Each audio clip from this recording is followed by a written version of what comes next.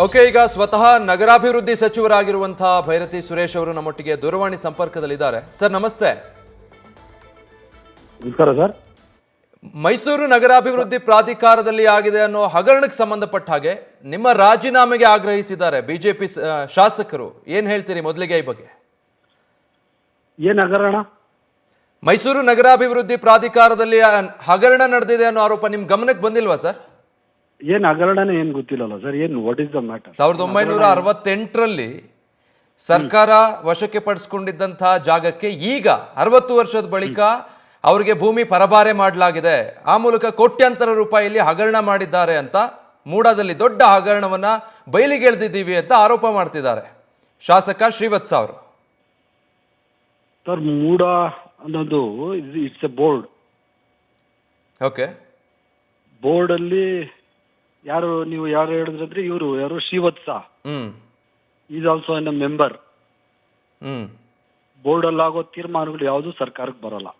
Okay, Mysuru ಪ್ರಾಧಿಕಾರದಲ್ಲಿ ಏನಾದ್ರೂ ನಿರ್ದಿಷ್ಟವಾದ ಕ್ರಮಗಳನ್ನ ತಗೊಂಡಿದ್ರೆ ಅಥವಾ ಸೈಟ್ ಅಲಾಟ್ಮೆಂಟ್ಸ್ ಆಗಿದ್ರೆ ಸರ್ಕಾರಕ್ಕೂ ಅದಕ್ಕೆ ಸಂಬಂಧ ಇಲ್ಲ.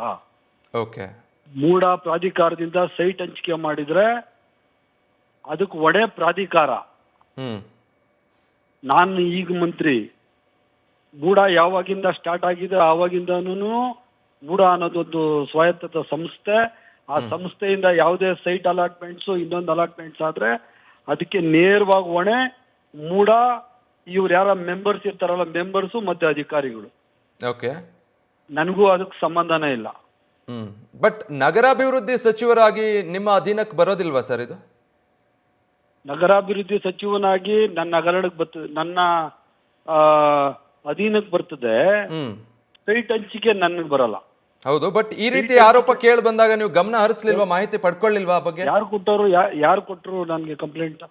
ಕಂಪ್ಲೇಂಟ್ ಅಲ್ಲ, ಅವರು ಒಂದಷ್ಟು ದಾಖಲೆಯನ್ನ ತೋರಿಸಿ ನೇರ ಆರೋಪ ಮಾಡ್ತಿದ್ದಾರೆ. ಯಾರು ಕೊಟ್ರು? ಕಂಪ್ಲೇಂಟ್ ಕೊಟ್ರ?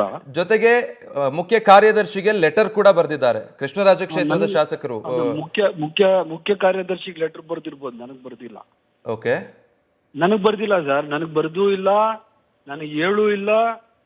ಈಗ ನಿಮ್ಮ ಟಿವಿಲಿ ಯಾರೋ ಫೋನ್ ಮಾಡಿ ಫೋನ್ ಇನ್ ತಗೊಂಡಿದ್ದಾರೆ. ನಿಮ್ಮ ನೇರ ಸಂಪರ್ಕಕ್ಕೆ ನಾನು ಬಂದಿರೋಂಥದ್ದು. ಅಂದ್ರೆ ಇಲ್ಲಿವರೆಗೂ ಕೂಡ ಇಂಥದ್ದೊಂದು ಆರೋಪ ನಿಮ್ ಗಮನಕ್ಕೆ ಬಂದಿಲ್ಲ ಹಾಗಿದ್ರೆ? ಸರ್, ಮೂಡ ಅಸ್ತಿತ್ವಕ್ಕೆ ಬಂದು ಬಹಳ ವರ್ಷ ಆಗಿದೆ. ಬಹಳಷ್ಟು ತಿಂಗಳುಗಳಿಂದಾನು ಇರ್ಲಿಲ್ಲ. ಈಗ ಕೋಡ್ ಆಫ್ ಕಂಡಕ್ಟ್ ಆದ್ಮೇಲೆ ಈಗ ಹೊಸ ಕಾಂಗ್ರೆಸ್ ಸರ್ಕಾರದ್ದು ಮೂಡ ಈ ಕಮಿಟಿ ಬಂದಿರೋದು ಆಡಳಿತಕ್ಕೆ. ಇದಕ್ ಮುಂಚೆ ಇದ್ದಿದ್ದೆಲ್ಲ ಬಿಜೆಪಿನೇ. ಏನಾದ್ರೂ ಹಗರಣ ಮಾಡಿ ಏನಾದ್ರೂ ಮಾಡಿದ್ರೆ ಬಿಜೆಪಿ ಅವರೇ ಮಾಡಿರ್ಬೇಕು ಮೋಸ್ಟ್ಲಿ. ಅದು ಈಗ ನಡೆದಿರೋದು ಇದು ಈ ಸರ್ಕಾರದ ಅವಧಿಯಲ್ಲಿ ಅಂತ ಅವ್ರು ಆರೋಪಿಸಿ ನಿಮ್ಮ ರಾಜೀನಾಮೆಗೆ ಆಗ್ರಹಿಸ್ತಾ ಇದ್ದಾರೆ.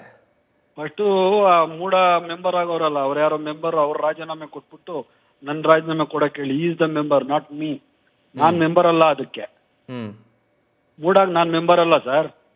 ಮೆಂಬರ್ ಅಲ್ಲ, ಬಟ್ ಸಚಿವರಾಗಿರೋದ್ರಿಂದ ಸಂಪೂರ್ಣ ಹೊಣೆಗಾರಿಕೆ ಅವ್ರು ಹೊರಬೇಕು ಅನ್ನೋದು ಅವ್ರು ಮಾಡ್ತಾ ಇರೋ ಆರೋಪ. ಇವರು ಹೇಳಿದ ತಕ್ಷಣ ಏನು ಅದು ಆಗೈತೆ ಏನು ನೋಡಿದ್ರೆ ರಾಜೀನಾಮೆ ಕೊಟ್ಬಿಡ್ಬೇಕಾ? ಜನಗಳು ನನ್ನನ್ನು ಆಯ್ಕೆ ಮಾಡಿರೋದು ಕಾಂಗ್ರೆಸ್ ರಾಜ್ಯ ಸರ್ಕಾರ. ಬಿಜೆಪಿ ಯಾರೋ ನಿಮ್ಮ ಮೈಸೂರು ಯಾರೋ MLA ಅವನೆಲ್ಲ ನನಗೆ ಆಯ್ಕೆ ಮಾಡಿರುವಂತದ್ದು. ಏನಾದ್ರೂ ಅದರಲ್ಲಿ ಆಗಿದ್ರೆ 100% ನೀವ್ ಹೇಳ್ತಾ ಇದೀರ ಅಂತೇಳಿ ನನಗೆ ಅದು ಲಿಖಿತವಾಗಿ ಏನಾದ್ರೂ ದೂರ ಬಂದಿಲ್ಲ ಅಂದ್ರೂ ಇದ್ರ ಬಗ್ಗೆ ಕೂಲಂಕುಷವಾಗಿ ತನಿಖೆ ನಡೆಸಿ ಇಮಿಡಿಯೇಟ್ ಆಗಿ ತನಿಖೆಗೆ ಆರ್ಡರ್ ಮಾಡ್ತೀನಿ. ಓಕೆ, ಬಟ್ ಇದುವರೆಗೂ ಕೂಡ ಇದಕ್ಕೆ ಸಂಬಂಧಪಟ್ಟಾಗ ಯಾವುದೇ ಮಾಹಿತಿ ಬಂದಿಲ್ಲ ನಿಮ್ಗೆ? ಯಾವುದೇ ಮಾಹಿತಿ ಪಡ್ಕೊಂಡಿಲ್ಲ ನೀವು? 1 ವರ್ಷದಲ್ಲಿ ನಾನು ಮಂತ್ರಿ ಆಗಿ 1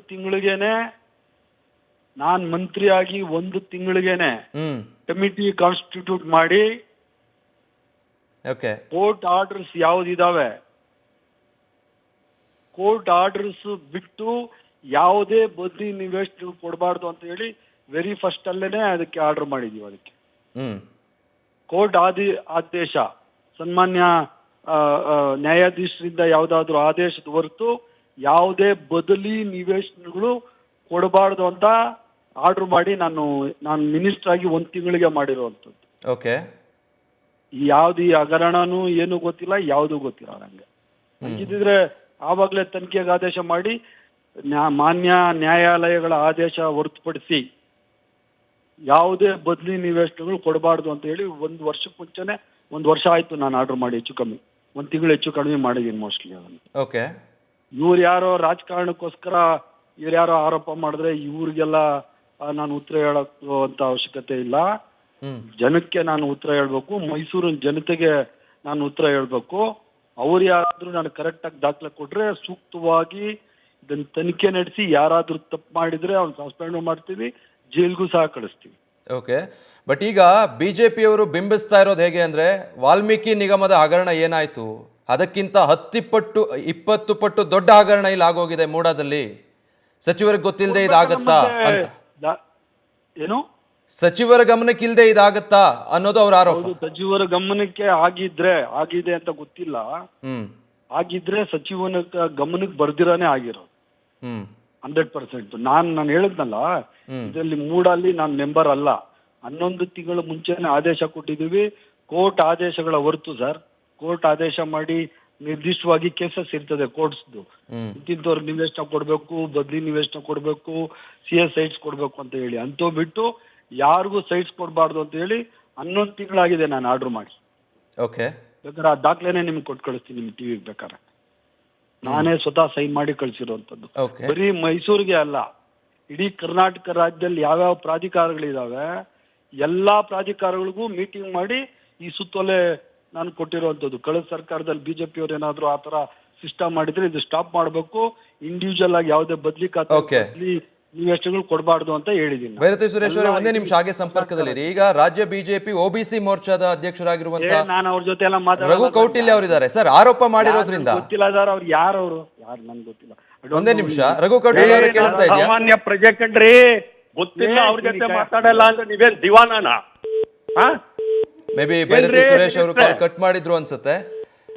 ರಘು ಕೌಟಿಲ್ಯ ಅವರು ಹೇಳಿ. ಮಿನಿಸ್ಟ್ರು ಅಂದ್ರೆ ಏನ್ ಪಾಳೆಗಾರನ ಅಥವಾ ಏನಾದ್ರು ಸರ್ವಾಧಿಕಾರಿನ? ಮಾಡರಿ ನೋಡಿದ್ರೆ ಅನಾಚಾರ ಮನೆ ಮುಂದೆ ಬೃಂದಾವನ ಅಂತ. ಇವ್ರ ಮೂಗನ್ ನೀರಿನಲ್ಲಿ 5,000 ಕೋಟಿಯಷ್ಟು ದೊಡ್ಡ ಹಗರಣ ಆಗಿದೆ. 11 ತಿಂಗಳಿಂದ ಹೇಳಿದ್ರು, 11 ತಿಂಗಳಿಂದ ಎಷ್ಟು ಹಗರಣಗಳು ನಡೆದಿದೆ. ಮಂತ್ರಿಗಿರಿ ಮಾಡ್ತಿದಾರೆ, ಏನ್ ಮಾಡ್ತಿದ್ದಾರೆ ಇವರು? ಮತ್ತೆ ಅಲ್ಲ, ಈಗ ಅವ್ರ ಸಬೂಬೇನು ಅಂದ್ರೆ ನಾನು ಬೋರ್ಡ್ ಮೆಂಬರೇ ಅಲ್ಲ, ಯಾಕೆ ಆಗಿರ್ಬೇಕು ಇವರು? ನಾನು ಬೋರ್ಡ್ ಮೆಂಬರೇ ಅಲ್ಲ, ನನ್ ಗಮನಕ್ಕೆ ಬಂದಿಲ್ಲ ಅಂತ ಹೇಳ್ತಾ ಇದ್ರು. ಬೋರ್ಡ್ ಮೆಂಬರ್ ಅಲ್ಲದೆ ಹೋದ್ರೆ ಮಂತ್ರಿ ಅಲ್ವಾ? ಏನ್ ನಡೀತಿದೆ ಅಂತ ದೂರುಗಳು ದಿನ ಬೆಳಗಾರ 108 ಹೋಗ್ತಾ ಇದೆ. ಜಿಲ್ಲಾಧಿಕಾರಿ ವರದಿ ಮಾಡಿದ್ದಾರೆ, ಮತ್ತೆ ಇವ್ರ ಇಲಾಖೆ ಅಧಿಕಾರಿಗಳು ನೋಟಿಸ್ ಕೊಟ್ಟಿದ್ದಾರೆ. ಮೂಡಾದಲ್ಲಿ ಏನ್ ನಡೀತಾ ಇದೆ ಅಂತ ಮಂತ್ರಿ ನನಗೆ ಗೊತ್ತಿಲ್ಲ ಅಂದ್ರೆ ಮತ್ತೆ ಇನ್ಯಾವ್ದು ಕಾವಲ್ ಕಾಯಕ ಮಂತ್ರಿ? ಕ್ಯಾಬಿನೆಟ್ ಅಲ್ಲಿ ಕೂತ್ಕೊಳ್ಳಕ ರಾಜಕಾರಣ ಮಾಡಕ ಮಂತ್ರಿಗಿರಿ ಇರೋದು? ಇಲಾಖೆ ನೋಡೋದಕ್ಕೆ ತಾನೇ ಮಂತ್ರಿ ಇರೋದು. ಇಲಾಖೆಯಲ್ಲಿ ಏನ್ ಅವ್ಯವಹಾರ ನಡೀತಾ ಇದೆ ಅನ್ನೋದೇ ನನಗೆ ಗೊತ್ತಿಲ್ಲ ಅಂದ್ರೆ ರಾಜೀನಾಮೆ ಕೊಟ್ಬಿಟ್ಟು ಮನೆಗೆ ಹೋಗ್ಬೇಕೀತ. ಇಂಥ ಅಯೋಗ್ಯ ಮಂತ್ರಿನ ರಾಜೀನಾಮೆ ಪಡ್ಕೊಳ್ಬೇಕು ಮುಖ್ಯಮಂತ್ರಿಗಳು. Okay, thank you sir, thank you news first ಜೊತೆ ಮಾತನಾಡಿದ್ದಕ್ಕೆ. ನ್ಯೂಸ್ ಫಸ್ಟ್ ನಿರ್ಭೀತಿಯಿಂದ ನಿಮ್ಮ ಪರವಾಗಿ.